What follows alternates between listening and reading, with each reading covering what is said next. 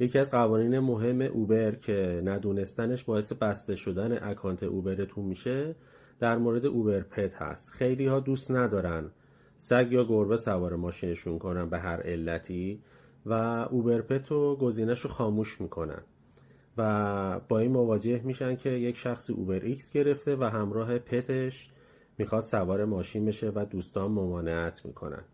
اگر این حیوان انیمال سرویس باشه، یعنی هم بجشو داشته باشه یا اینکه صاحب اون سگ یا گربه داکیومنت و پروفی داشته باشه که این حیوان انیمال سرویس هست، شما ملزم به سوار کردن این شخص و حیوانش هستید.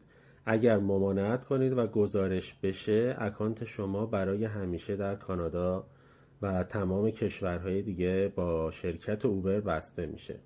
این جزء قوانین بارها و بارها هم تاکیدش کردن که انیمال سرویس رو شما مجبوری سوار کنید. حالا اگر شما حساسیت دارید به سگ یا گربه، باید نامه از پزشکتون بگیرید و برای اوبر ارسال کنید. اینو بعد پیشا پیش به اوبر اعلام کنید، نه بعد از اینکه ممانعت کردید. حتی ممکنه مسافر برای شما قبل از اینکه برسید پیامی بذاره که من حیوان دارم، آیا شما مشکلی دارید با سوار کردنش، و اون انیمال سرویس هستش.